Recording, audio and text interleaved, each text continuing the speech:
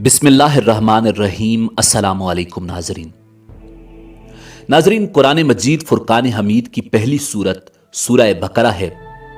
इस सूरत का नाम गाय के नाम पर है, जिसकी वजह यह है कि इस सूरत में अल्लाह रब्बुल इज़्ज़त ने कौम मूसा अलैहिस्सलाम और एक गाय का जिक्र किया है।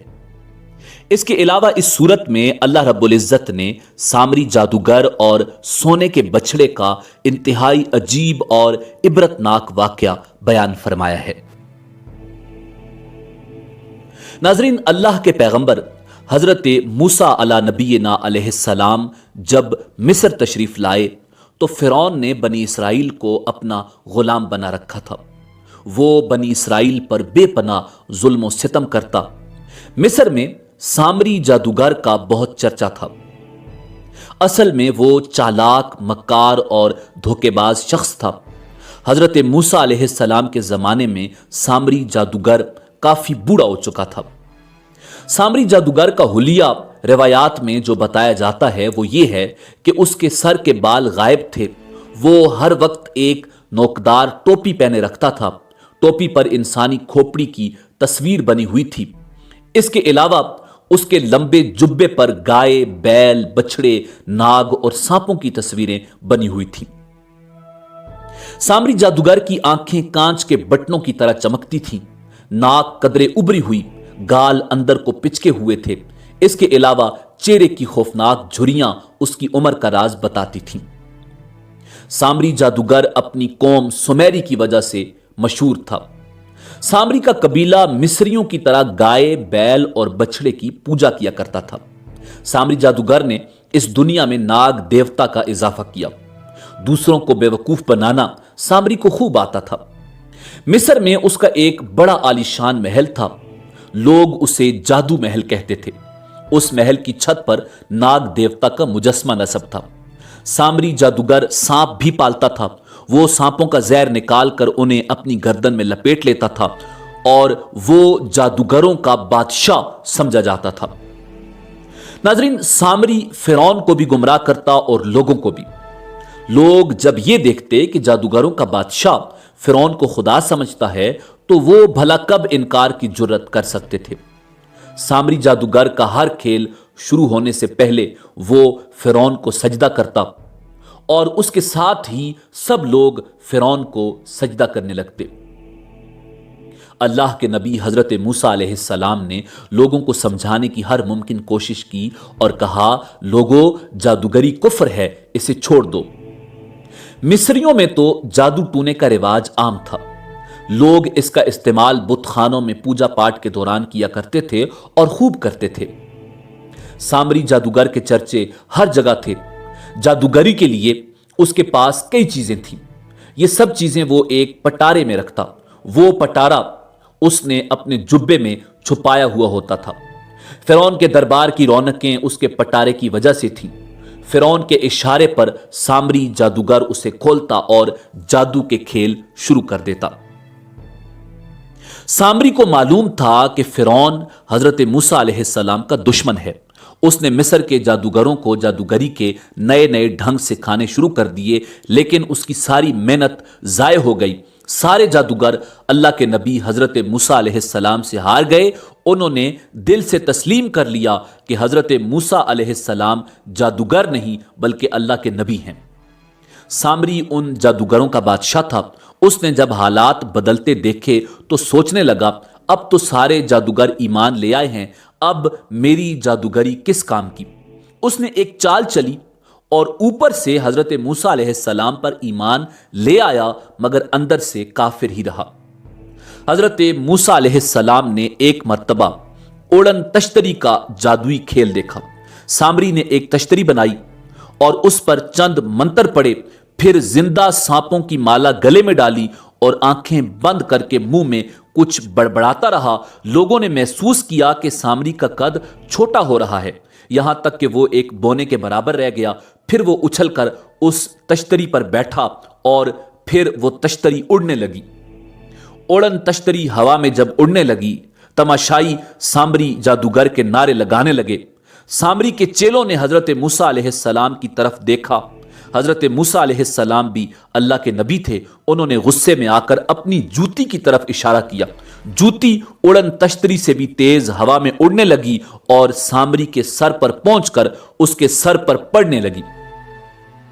حضرت موسیٰ علیہ السلام کی جوتی سے سامری کی پٹائی ہوئی اور اسے ہزاروں لوگوں نے دیکھا.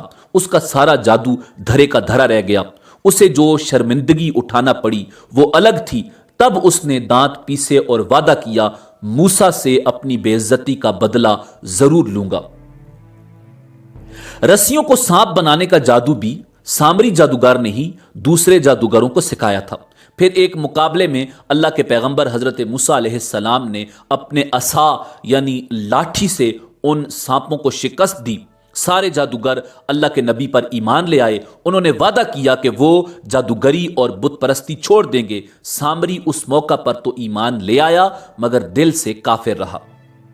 فرعون نے ایمان لانے والے جادوگروں کو سولی دے دی. سامری نے اس موقع پر یہ کہہ کر فرعون سے اپنی جان بچائی کہ میں موسیٰ کے بجائے آپ کا وفادار رہوں گا. بنی اسرائیل کے ساتھ وہ اس وقت شامل ہو گیا. وہ اب بھی اللہ کا باغی تھا. بغاوت اور سرکشی اس کے انگ انگ میں رچی بسی ہوئی تھی. بنی اسرائیل مصریوں کی غلامی سے نکل کر فلسطین کی طرف جا رہے تھے اور اللہ کا باغی سامری بھی ان کے ساتھ تھا. بنی اسرائیل نے صحرائے سینا میں خیمے لگائے.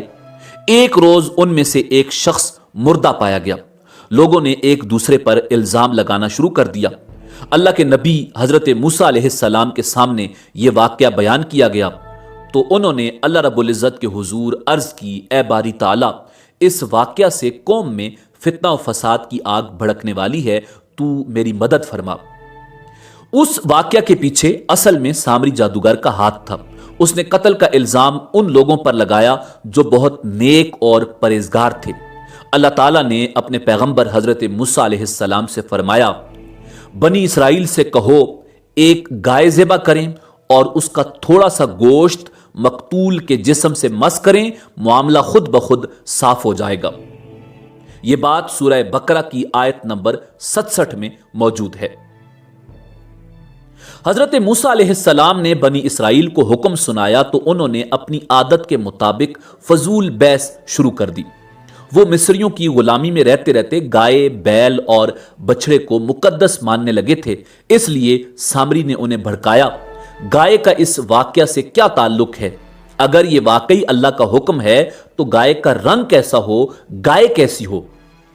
حضرت موسیٰ علیہ السلام نے اللہ تعالیٰ کی ہدایت کے مطابق ان تمام سوالات کے جواب دیے. تب بنی اسرائیل نے گائے ذبح کی اور اس کے جسم کے ایک حصے کا گوشت مقتول سے چھوا. وہ اللہ کے حکم سے زندہ ہو گیا اور اس نے قاتل کی نشاندہی کر دی. قاتل سامری جادوگر کا دوست نکلا. اس کے بعد حضرت موسیٰ علیہ السلام نے قوم کو سمجھایا یہ جو تم گائے بیل اور بچڑے کی پوجا کرتے ہو وہ شرک ہے. عبادت کے لائق صرف اللہ ہے. دنیا کی ہر شے اس کے قبضے میں ہے خواہ وہ زندگی ہو یا موت. ناظرین یہ انتہائی اہم اور شاندار قرآنی واقعہ ہے اور اسی قرآنی واقعہ کی وجہ سے قرآن مجید کی اس سورہ مبارکہ کا نام سورہ بقرہ یعنی گائے والی سورت رکھا گیا ہے.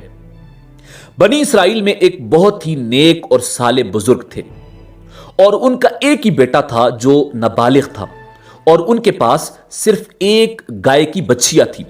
ان بزرگ نے اپنی وفات کے قریب اس بچیا کو جنگل میں لے جا کر ایک جھاڑی کے پاس یہ کہہ کر چھوڑ دیا یا اللہ میں اس بچیا کو اس وقت تک تیری امانت میں دیتا ہوں جب تک میرا بیٹا بالغ ہو جائے. اس کے بعد ان کی وفات ہو گئی اور بچیا چند دنوں میں بڑی ہو کر درمیانی عمر کی ہو گئی اور بچہ جوان ہو کر بہت ہی فرما بردار اور انتہائی نیکوکار ہوا. اس نے اپنی رات کو 3 حصوں میں تقسیم کر رکھا تھا. ایک حصے میں سوتا اور ایک میں اللہ کی عبادت کرتا اور ایک حصے میں اپنی ماں کی خدمت کرتا اور روزانہ صبح جنگل سے لکڑیاں کاٹ کر لاتا اور ان کو فروخت کر کے 1/3 رقم صدقہ کر دیتا اور 1/3 اپنی ذات پر خرچ کرتا اور 1/3 اپنی والدہ کو دے دیتا. ایک دن لڑکے کی ماں نے کہا میرے بیٹے تمہارے باپ نے میراث میں ایک بچیا چھوڑی تھی جس کو انہوں نے فلاں جھاڑی کے پاس جنگل میں اللہ کی امانت میں سونپ دیا تھا۔ اب تم اس جھاڑی کے پاس جا کر یوں دعا مانگو، اے ابراہیم، اے اسماعیل اور اے اسحاق کے خدا، میرے باپ کی سونپی ہوئی امانت مجھے واپس دے دے۔ اور اس بچیا کی نشانی یہ ہے کہ وہ پیلے رنگ کی ہے اور اس کی کھال اس طرح چمک رہی ہوگی کہ گویا سورج کی کرنیں اس میں سے نکل رہی ہیں۔ یہ سن کر لڑکا جنگل میں اس جھاڑی کے پاس گیا اور دعا مانگی تو فوراً ہی وہ گائے دوڑتی ہوئی آ کر اس کے پاس کھڑی ہو گئی اور وہ لڑکا اسے پکڑ کر اپنے گھر لے آیا۔ ماں نے کہا، بیٹا تم اس گائے کو لے جا کر بازار میں 3 دینار میں فروخت کر ڈالو، لیکن کسی گاہک کو میرے مشورے کے بغیر نہ دینا۔ ان دنوں بازار میں گائے کی قیمت ہی 3 دینار تھی۔ بازار میں ایک گاہک آیا جو در حقیقت اللہ کا فرشتہ تھا۔ اس نے آ کر کہا، میں 3 دینار سے زیادہ قیمت دوں گا، مگر شرط یہ ہے کہ ماں سے مشورہ کیے بغیر یہ گائے مجھے فروخت کر ڈالو۔ لڑکے نے کہا، تم خواہ کتنی ہی زیادہ قیمت دو، میں اپنی ماں کے مشورے کے بغیر ہرگز اس گائے کو نہیں بیچوں گا۔ لڑکے نے ماں سے سارا ماجرا بیان کیا تو ماں نے کہا، یہ گاہک شاید کوئی فرشتہ ہو، تو اے بیٹا تم اس سے مشورہ کرو کہ ہم گائے کو ابھی فروخت کریں یا نہ کریں۔ چنانچہ اس لڑکے نے بازار میں جب اس گاہک سے مشورہ کیا تو اس نے کہا، ابھی تم اس گائے کو فروخت نہ کرو، آئندہ اس گائے کو حضرت موسیٰ علیہ السلام کے لوگ خریدیں گے اور تم اس گائے کے چمڑے میں سونا بھر کر اس کی قیمت طلب کرنا، وہ لوگ قیمت دے کر خریدیں گے۔ چند ہی دنوں کے بعد بنی اسرائیل کے ایک بہت زیادہ مالدار آدمی جس کا نام عامیل تھا، اس کو اس کے چچا کے 2 بیٹوں نے قتل کر دیا اور لاش کو ایک ویرانے میں پھینک دیا۔ صبح قاتل کی تلاش ہوئی، کوئی سراغ نہ ملا تو لوگ اللہ کے نبی حضرت موسیٰ علیہ السلام کے پاس گئے اور قاتل کا پتہ پوچھا تو آپ نے فرمایا، تم لوگ بھی ایک گائے ذبح کرو اور اس کی زبان یا دم کی ہڈی سے لاش کو چھوؤ، وہ زندہ ہو کر خود ہی اپنے قاتل کا نام بتا دے گی۔ یہ سن کر سامری نے اپنی قوم کے لوگوں کو گمراہ کرنا شروع کیا اور انہیں اکسایا کہ وہ پوچھیں گائے کا رنگ کیسا ہو، اس کی عمر کتنی ہو، اور یوں گائے کے بارے میں بحث شروع ہو گئی۔ بالآخر وہ جب اچھی طرح سمجھ گئے کہ فلاں قسم کی گائے چاہیے تو ایسی گائے کی تلاش شروع کر دی، یہاں تک کہ جب یہ لوگ اس لڑکے کی گائے کے پاس پہنچے تو ہو بہو وہ ایسی ہی گائے تھی جس کی ان لوگوں کو ضرورت تھی۔ ان لوگوں نے گائے کو اس کے چمڑے میں سونا بھر کر خرید لیا اور ذبح کر کے اس کی زبان یا دم کی ہڈی اس قتل ہونے والے کو چھوا تو وہ زندہ ہو کر بول اٹھا، میرے قاتل میرے چچا کے 2 بیٹے ہیں جنہوں نے میرے مال کے لالچ میں مجھ کو قتل کر دیا ہے۔ یہ بتا کر وہ پھر مر گیا اور ان 2 قاتلوں کو قتل کر دیا گیا۔ ان میں سے ایک سامری جادوگر کا دوست تھا اور اسی کی اما پر اس نے قتل کیا تھا۔ ناظرین، اس پورے واقعہ کو قرآن مجید کی مقدس آیات میں اس طرح بیان فرمایا گیا ہے، اور جب موسیٰ نے اپنی قوم سے فرمایا، خدا تمہیں حکم دیتا ہے کہ ایک گائے ذبح کرو، بولے کہ آپ ہمیں مسخرہ بناتے ہیں، فرمایا خدا کی پناہ کہ میں جاہلوں میں سے ہوں۔ بولے اپنے رب سے دعا کیجئے کہ وہ ہمیں بتا دے کہ گائے کیسی ہو۔ کہا، وہ فرماتا ہے ایک گائے ہے، نہ بوڑھی اور نہ اوسر، بلکہ ان دونوں کے بیچ میں ہو، کرو جس کا تمہیں حکم ہے۔ بولے اپنے رب سے دعا کیجئے ہمیں بتا دے اس کا رنگ کیا ہوگا۔ کہا، وہ فرماتا ہے وہ ایک پیلی گائے ہے جس کی رنگت ڈبڈباتی دیکھنے والوں کو خوشی دیتی ہے۔ بولے اپنے رب سے دعا کیجئے کہ ہمارے لیے صاف بیان کر دے کہ وہ گائے کیسی ہے، بے شک گایوں میں ہم کو شبہ پڑ گیا ہے اور اللہ چاہے تو ہم راہ پا جائیں گے۔ فرمایا، وہ فرماتا ہے ایک گائے ہے جس سے خدمت نہیں لی جاتی کہ زمین جوتے اور نہ کھیتی کو پانی دے، بے عیب ہے جس میں کوئی داغ نہیں۔ بولے اب آپ ٹھیک بات لائے ہو۔ تو اسے ذبح کیا اور وہ ذبح کرتے وقت معلوم نہ ہوتے تھے، اور جب تم نے ایک خون کیا تو ایک دوسرے پر اس کی تہمت ڈالنے لگے اور اللہ کو ظاہر کرنا تھا جو تم چھپاتے تھے۔ تو ہم نے فرمایا اس مقتول کو اس گائے کا ایک ٹکڑا مارو، اللہ یوں ہی مردے جلائے گا، اور تمہیں اپنی نشانیاں دکھاتا ہے، کہیں تمہیں عقل ہو۔ حضرت موسیٰ علیہ السلام جب اللہ سے باتیں کرنے کوہ طور پر تشریف لے گئے، سامری نے عدم موجودگی سے ناجائز فائدہ اٹھاتے ہوئے بچڑے کی مورتی بنائی۔ یہ سنہرا جادو کا بچڑا بھائیں بھائیں کرتا تھا اور دوڑتا بھی تھا۔ سامری نے بنی اسرائیل کو اس بچڑے کی پوجا کرنے کی ترغیب دی۔ فرعون کی ہلاکت کے بعد بنی اسرائیل اس کے پنجے سے آزاد ہو کر سب ایمان لائے، اور حضرت موسیٰ علیہ السلام کو اللہ تعالیٰ کا یہ حکم ہوا کہ وہ 40 راتوں کو کوہ طور پر اعتکاف کریں اور اس کے بعد انہیں کتاب تورات دی جائے گی۔ چنانچہ حضرت موسیٰ علیہ السلام کوہ طور پر چلے گئے اور بنی اسرائیل کو اپنے بھائی حضرت ہارون علیہ السلام کے سپرد کر دیا۔ آپ 40 دن تک دن کو روزہ رکھتے اور ساری رات اللہ کی عبادت کرتے۔ سامری جادوگر جو نہایت گمراہ آدمی تھا، اس کی ماں نے یہ کہا تھا کہ پیدا ہوتے ہی اس کی ماں نے سامری کو ایک پہاڑ سے نیچے چھوڑ دیا تھا، اور حضرت جبریل علیہ السلام نے اس کو اپنی انگلی سے دودھ پلایا تھا۔ اس لیے سامری جادوگر حضرت جبریل علیہ السلام کو پہچانتا تھا۔ یہ اللہ رب العزت کا حکم تھا۔ سامری کا پورا نام بھی موسیٰ سامری تھا، اور حضرت موسیٰ علیہ السلام کی پرورش فرعون کے گھر ہوئی تھی، مگر خدا کی یہ شان تھی کہ فرعون کے گھر پرورش پانے والے موسیٰ تو خدا کے رسول ہوئے، اور حضرت جبریل علیہ السلام کا پالا ہوا سامری کافر ہوا، اور بنی اسرائیل کو گمراہ کر کے اس نے بچڑے کی پوجا کرائی۔ جن دنوں حضرت موسیٰ علیہ السلام کوہ طور پر اعتکاف میں تھے، سامری نے آپ کی غیر موجودگی کو غنیمت جانا اور یہ فتنہ برپا کر دیا۔ اس نے بنی اسرائیل کے سونے چاندی کے زیورات کو مانگ کر پگھلایا اور اس سے ایک بچڑا بنایا، اور حضرت جبریل علیہ السلام کے گھوڑے کے قدموں کی خاک جو اس کے پاس محفوظ تھی، اس نے وہ خاک بچڑے کے منہ میں ڈال دی تو وہ بچڑا بولنے لگا۔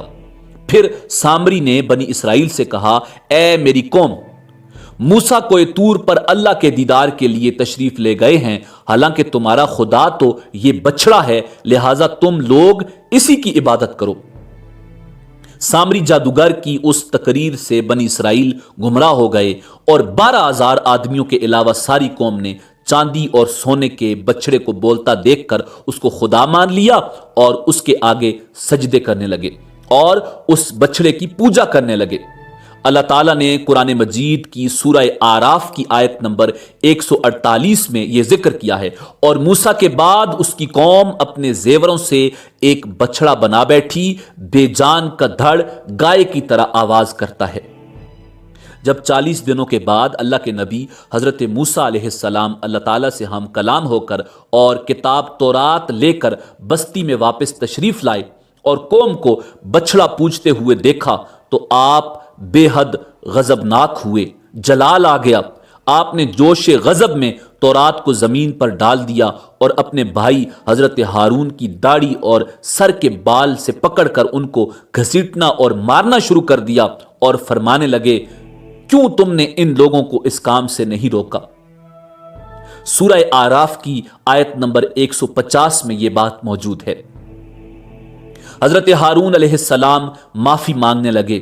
قرآن مجید میں ہے، کہا، اے میرے ماں جائے، قوم نے مجھے کمزور سمجھا اور قریب تھا کہ مجھے مار ڈالیں، تو مجھ پر دشمنوں کو نہ ہنسا اور مجھے ظالموں میں نہ ملا۔ حضرت ہارون علیہ السلام کی معذرت سن کر اللہ کے نبی حضرت موسیٰ علیہ السلام کا غصہ ٹھنڈا ہو گیا۔ اس کے بعد آپ نے اپنے بھائی حضرت ہارون علیہ السلام کے لیے رحمت اور مغفرت کی دعا فرمائی۔ پھر آپ نے اس بچڑے کو توڑ پھوڑ کر اور جلا کر اس کو ریزہ ریزہ کر کے دریا میں بہا دیا۔ سامری کی اس حرکت پر حضرت موسیٰ علیہ السلام نے اسے بددعا دی، وہ اللہ کے حکم سے پاگل ہو گیا۔ اس باغی اور سرکش کی موت اس پاگل پن کی وجہ سے ہوئی۔ وہ بیابان میں سویا ہوا تھا کہ سورج نکلنے پر راگیروں نے دیکھا کہ سامری مرا پڑا ہے۔ جادو کا پٹارا اس کے سینے پر تھا۔ اس نے دونوں آستینوں میں بت چھپا رکھے تھے۔ یوں اللہ کے باغی سامری جادوگر کا عبرتناک انجام ہوا۔